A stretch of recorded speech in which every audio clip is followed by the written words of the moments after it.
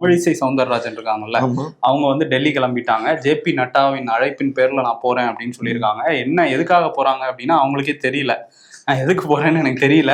அந்தமான் நிக்கோபார் இதுக்கு வந்து பாஜக தலைவரை நியமிக்கிறதுக்கான ஒரு கூட்டம் இருக்கு. அதுக்கு தான் என்னை கூப்பிடுறாங்கன்னு நினைக்கிறேன். அதாவது இவங்களை தலைவரா போடுறதுக்காக இல்ல, யார போடலாம்னு ஏதோ கேட்பாங்கன்னு நினைக்கிறேன். ஏன்னா இவங்களும் முன்னாள் தலைவர் இல்லையா, அதனால உங்களை வச்சு நாங்க வந்து கேட்டு தெரிஞ்சுக்கலாம்னு. நட்டா கூப்பிடுறாரான்னு தெரியல, போனாதான் தெரியும்.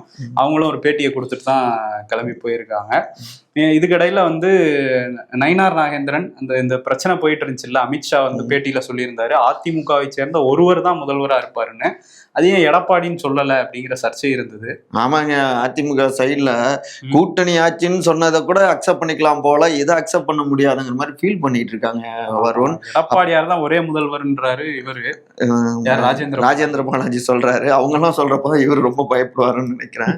ஆனா நயினார் என்ன சொல்லியிருக்காருன்னா, அமித்ஷா அவர் சொன்னதே நீங்க புரிஞ்சுக்கணும், எடப்பாடி தான் முதலமைச்சர் வேட்பாளர், அதுல மாற்று கருத்து இல்ல அப்படின்னு அவரு பேசியிருக்காரு நயினாரு. ஆமா, அதே நேரத்துல வந்து தமிழிசை வந்து என்ன சொல்றாங்கன்னா, அதிமுகவை சேர்ந்த ஒருவர்னு ஏன் சொன்னார்னா அமித்ஷா, அவங்க கட்சிக்குள்ள அவங்க தானே முடிவு பண்ணணும், நம்ம எப்படி முடிவு பண்ண? அப்ப அதிமுகவுல ஒருத்தர்னு சொல்லி ராஜேந்திர பாலாஜியை உட்கார வச்ச ஒரு கூட்டணி பேசினார் அமித்ஷா. என்ன கைய பிடிச்சு தூக்கிட்டு தூக்குங்கனே அப்படிங்கிற மாதிரி தூக்கிட்டு, இது லைட்டா தான் அவரு தான் அமித்ஷா தான் வேற எடப்பாடியை பிடிச்சிருப்பாரு. பாத்தீங்கன்னா தெரியும், லைட்டா தான் பிடிச்சிருப்பாரு.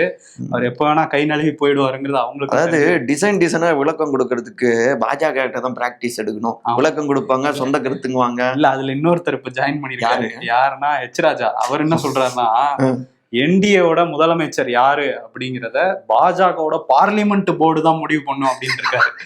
நடக்கிறது சட்டமன்ற கூட்டம், தேர்தல்.